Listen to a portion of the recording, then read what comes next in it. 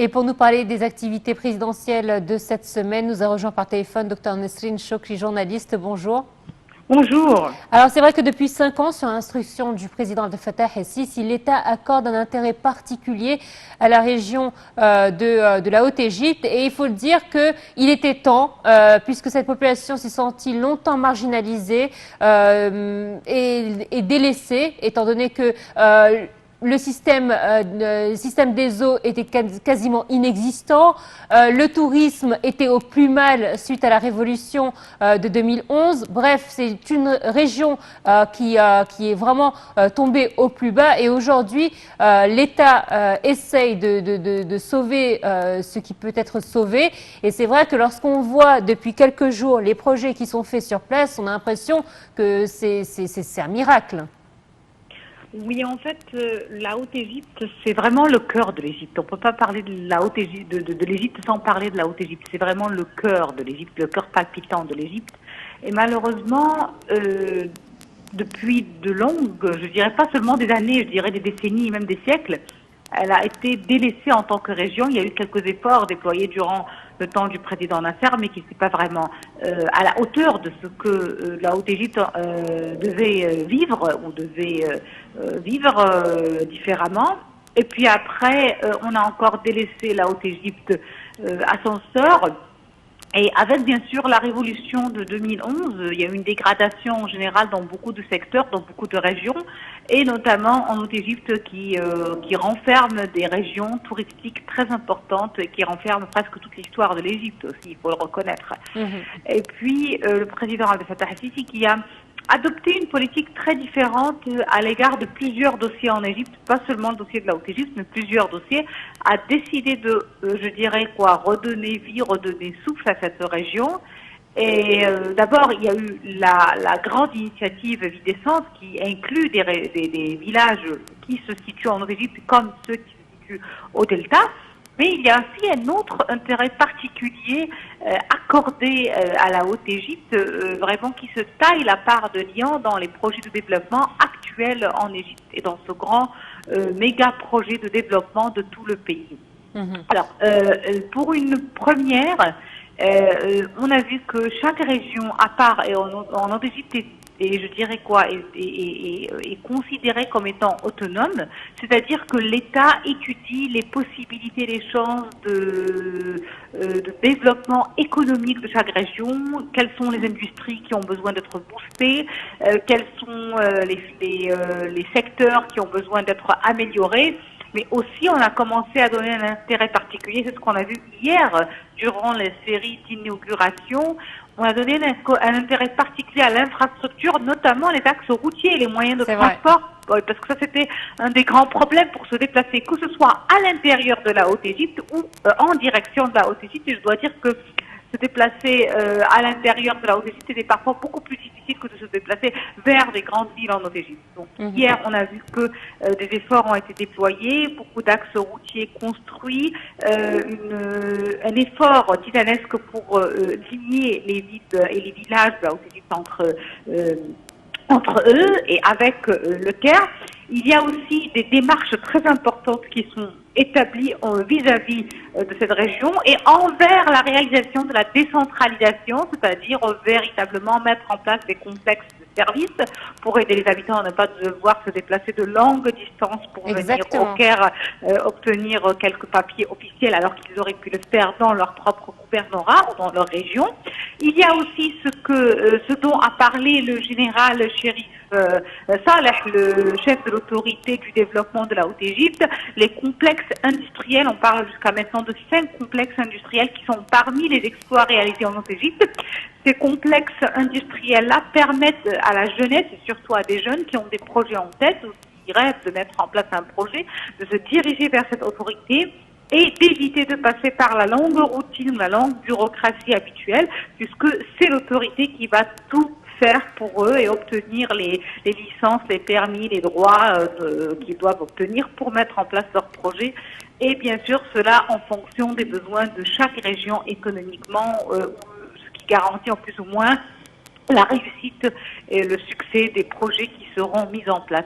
Donc je vois vraiment que l'objectif actuel actuelle, c'est pas seulement de développer avec l'aménagement de routes ou d'infrastructures, mais c'est une vraie mosaïque où les routes, l'infrastructure, les axes routiers, les transports, les projets, les complexes industriels ou les complexes de services visent tous à aller vers l'autonomie de cette région, une autonomie économique, une autonomie commerciale qui permettrait à cette région véritablement de vivre dignement, de vivre décemment et de vivre avec, je dirais, la dignité et la majestuosité de l'Égypte pharaonique qui est partout dans cette région.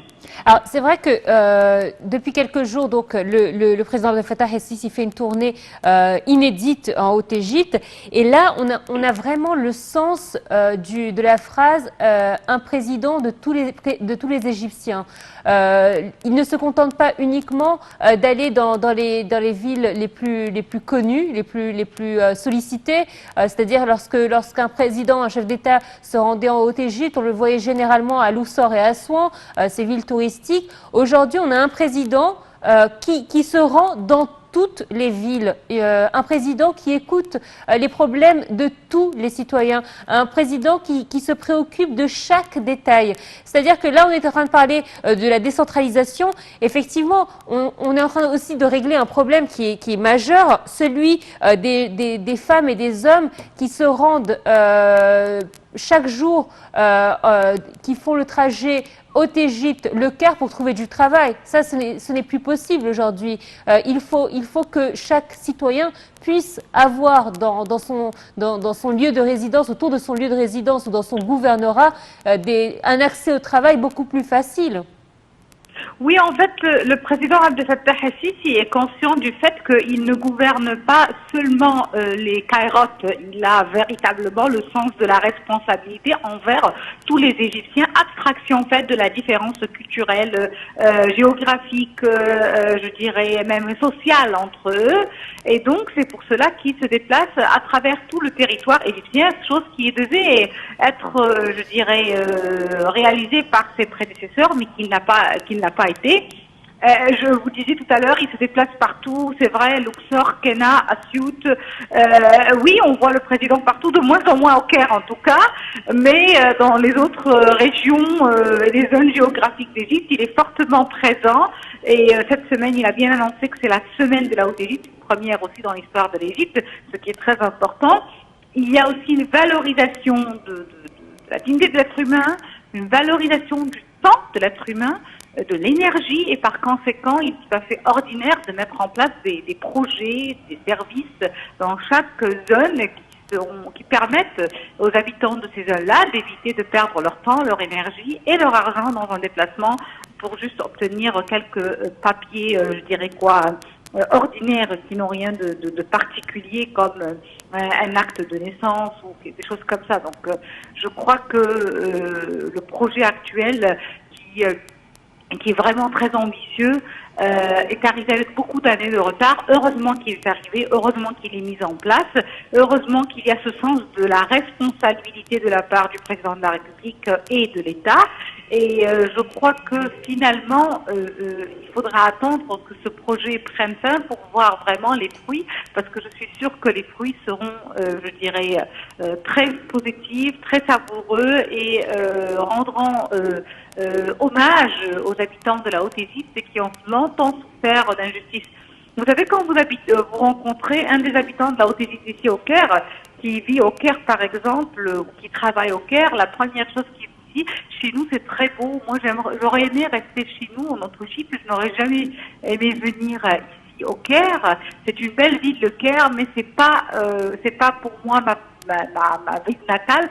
J'aimerais rentrer chez moi, mais on n'a pas assez de travail. Et je crois que maintenant, avec la mise en place de ces projets, de cette dynamisation du secteur industriel, économique et commercial en Haute-Égypte, un des rêves des habitants de cette région va se réaliser.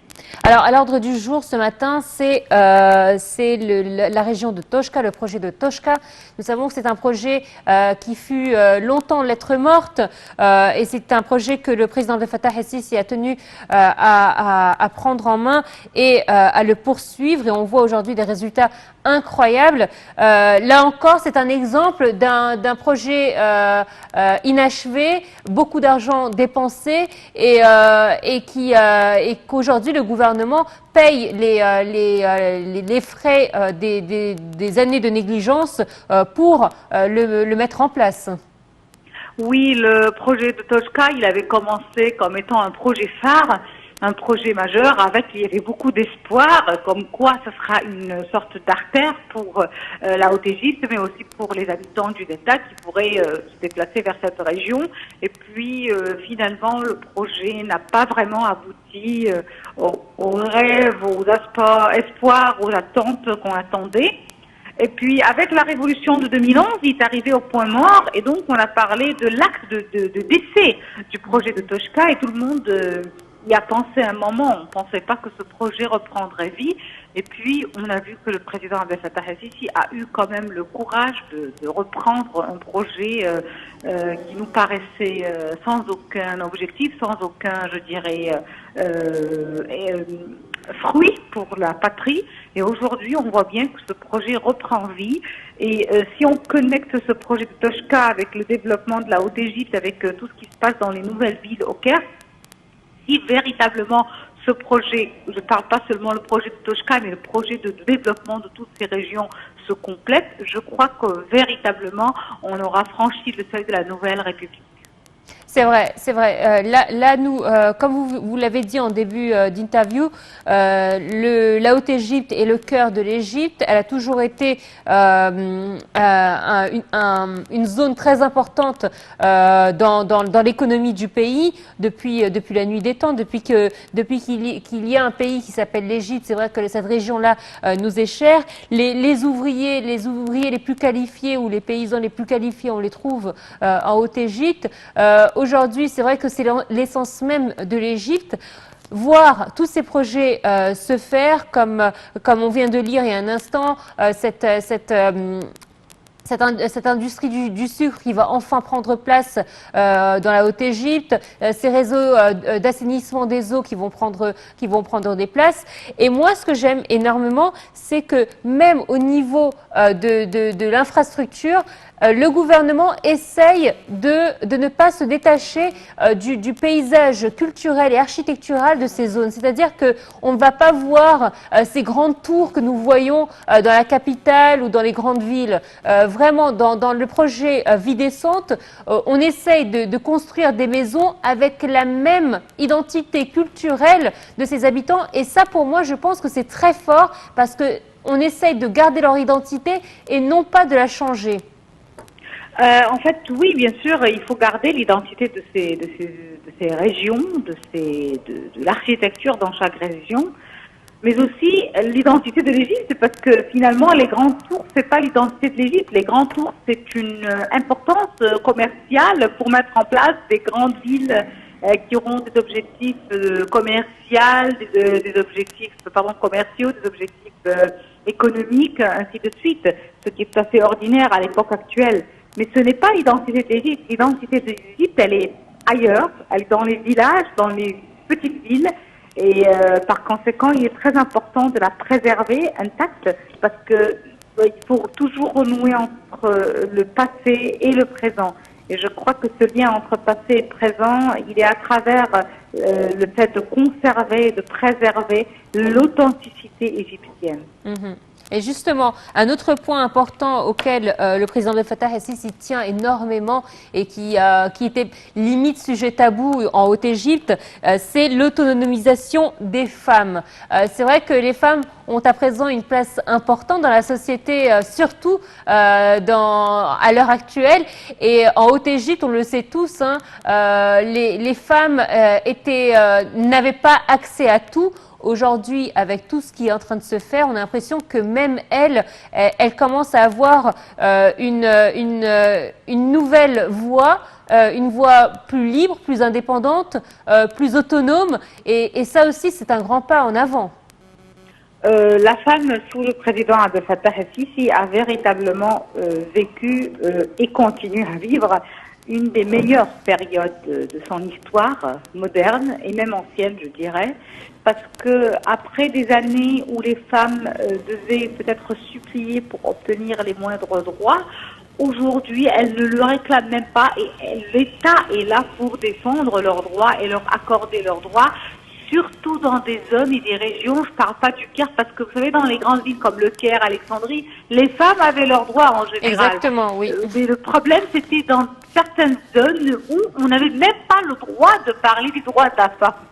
Et donc, là, ce qui est différent, c'est qu'aujourd'hui, dans ces zones, où pendant longtemps, il fallait rester muet autour des droits de la femme, les droits de la femme sont traités, sont abordés, sont au cœur des intérêts de l'État et aujourd'hui ces femmes-là avancent vers davantage d'autonomie, autonomie économique, professionnelle, financière, autonomie même psychologique, chose que pendant des années on n'avait pas le droit de dire, surtout dans une région comme la Haute-Égypte. C'est vrai. Donc c'est véritablement aussi pas seulement des changements, un changement je dirais seulement l'économie ou l'aménagement des maisons, mais c'est aussi un changement qui touche une culture de base qui avait été pendant des années, Oui. je ne dirais pas sexiste, mais je ne dirais pas trop pro-femme. Aujourd'hui, il y a une culture générale dans le pays qui est très pro-femme, surtout dans des zones où on ne pouvait pas facilement s'attaquer à ce dossier. Et ce dossier est aujourd'hui prioritaire et je crois que ce qui a été réalisé jusqu'à présent et qui est très très énorme n'est encore que le début. Oui. Docteur Nesrine Chokri, merci à vous d'avoir été des nôtres ce matin pour cette édition spéciale sur donc les activités présidentielles de la Haute-Égypte. Voilà, c'est ainsi donc que prend fin cette édition. Merci de nous avoir suivis et c'est en suite de programme sur la TV internationale. Au revoir.